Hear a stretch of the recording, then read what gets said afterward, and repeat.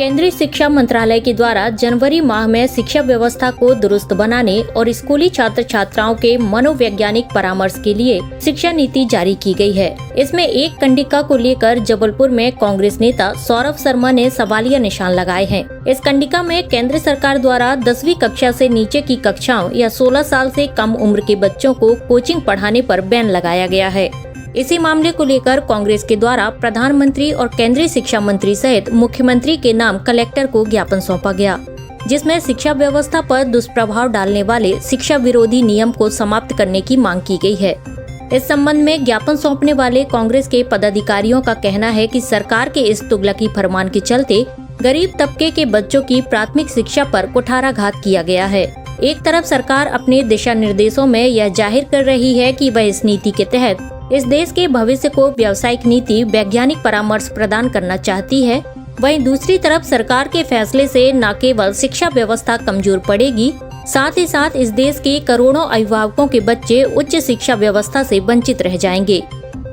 देखिए, केंद्र सरकार ने शिक्षा व्यवस्था को खंडित और अपंग करने के लिए एक तुगलकी फरमान जारी किया गया है। कल हम लोगों ने विस्तृत तौर से आपको उस बारे में जानकारी दी थी कि समय समय पर केंद्रीय शिक्षा मंत्रालय के द्वारा सर्कुलर जारी किए जाते हैं स्कूलों के लिए, छात्रावासों के लिए, कॉलेजों के लिए, कोचिंगों के लिए, ट्यूशनों के लिए। अमूमन वो जो सर्कुलर रहते हैं एक फिक्स फॉर्मेट में रहते हैं और हम लोग भी चाहते हैं ये तमाम शैक्षणिक संस्थाओं पर पाबंदी लगे, उन पर लगाम लगे और सख्त से सख्त नियम बनाए जाएँ ताकि इस देश का जो भविष्य है उसको उच्च शिक्षा मिल सके। लेकिन वह शक्ति इस ओर ना जाए कि जो हमारा इस देश का भविष्य है वह अच्छी शिक्षा से अच्छी भविष्य निर्माण में उसको बाधा बने। ऐसा ही एक फरमान दिया गया है कि जो निजी कोचिंग है उसमें 10वीं तक के बच्चे अथवा 16 साल की उम्र के बच्चे कोचिंग में जो शिक्षा मिलती है उसको ग्रहण नहीं कर सकते। एक स्वाभाविक सी बात है कि कोई भी अभिभावक अगर वह अपने समय पर पढ़ नहीं पाया, अशिक्षित रहा है, लेकिन वर्तमान समय में मेहनत करता है और चाहता है कि उसका जो घर का बच्चा है वो आगे चल के बहुत अच्छी शिक्षा लेते हुए बड़े बड़े आयाम तय करे, लेकिन चूंकि वो अशिक्षित है वो उसको घर पे नहीं पढ़ा सकता, इसलिए वह अपना पेट काट के अपनी आय का एक बड़ा हिस्सा उसकी शिक्षा में लगाता है कि एक अच्छी शिक्षा उसका बच्चा ग्रहण कर सके। लेकिन 10वीं तक अगर उसको इस उच्च शिक्षा से प्रतिबंधित रखा जाएगा, उसको अगर इस शिक्षा से रोका जाएगा तो उसकी जो प्राथमिक शिक्षा है, उसकी जो प्राइमरी एजुकेशन है उस पर दुष्प्रभाव पड़ेगा। जब बच्चा जन्म लेता है शिक्षा उसके लिए एक नई चीज़ होती है, धीरे धीरे वो स्कूल जाता है, फिर कॉलेज जाता है। 10वीं तक की जो उसकी प्राथमिकी शिक्षा होती है वो या तो उसका टीचर स्कूल में कराता है या ट्यूशन और कोचिंगों में कराता है। लेकिन इस सबसे केंद्र सरकार ने जो उनको वंचित रखने का तुगलकी फरमान जाहिर करा है, इसका दुष्परिणाम इस देश के भविष्य में पड़ने जा रहा है। इस केंद्र सरकार का इसके पीछे क्या मानस है, किस वर्ग को वे उपकृत करना चाहते हैं। हाँ, मगर ये बात जरूर है कि इस देश का सबसे बड़ा जो वर्ग है इस फरमान के चलते उसके भविष्य अंधकार में दिख रहा है, जिसका हम लोग यहाँ पर विरोध करने आए हैं। कलेक्टर महोदय के द्वारा इस देश के प्रधानमंत्री, देश के केंद्रीय शिक्षा मंत्री और मध्य प्रदेश के मुख्यमंत्री को हम लोगों ने ज्ञापन प्रेषित करा है कि शीघ्र अतिशीघ्र उस सर्कुलर से आप उस कंडिका को विलोपित करें और उन बच्चों को, उन अभिभावकों को स्वतंत्र करें और उनके स्वविवेक पे ये छोड़ा जाए वे कोचिंग जा सकते हैं अथवा नहीं जा सकते हैं। सरकार को कलेक्टर, जिला कलेक्टर जबलपुर के द्वारा एक ज्ञापन सौंपा है। भाई सौरभ शर्मा, हमारे राजेंद्र मिश्रा जी और भी कांग्रेस सभी साथी हैं। एक नया तुगलकी फरमान जारी किया गया सरकार की ओर से कि कोचिंग जो है बच्चों की वो बंद की जा रही है और 10वीं क्लास के नीचे वालों को अब कोई भी कोचिंग सेंटर उन्हें पढ़ा नहीं सकता। कुछ मापदंड भी इन्होंने तय किए। तो पहला तो आरोप हमारा ये है कि ये हमारे बच्चों के जो बेस है उसको कमज़ोर करना चाहते हैं। कोई परिवार में किसी व्यक्ति ने पहले बीकॉम किया हुआ है, जैसा सौरभ भाई बता रहे थे, और आज बच्चा उनका साइंस या बायोलॉजी लिया है तो वो पढ़ा नहीं सकते।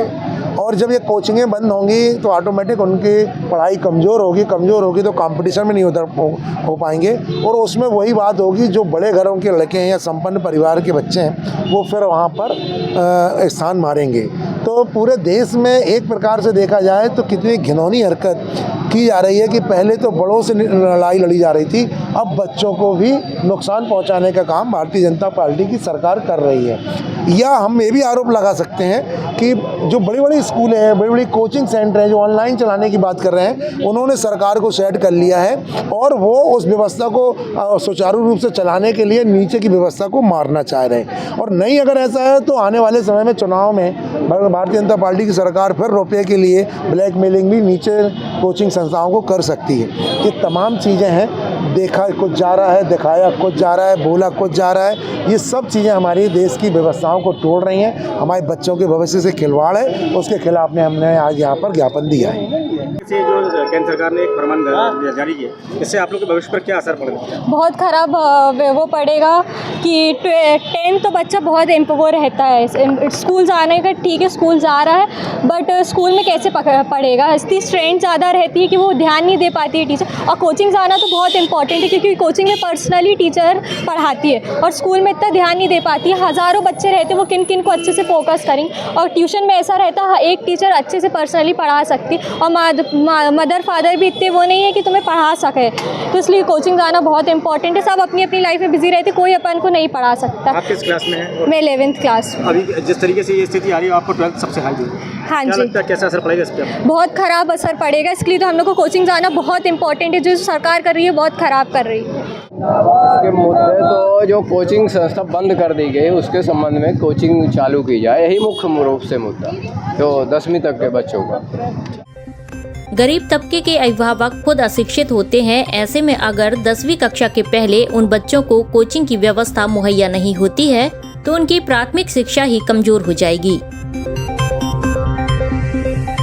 SK news live, Jabalpur.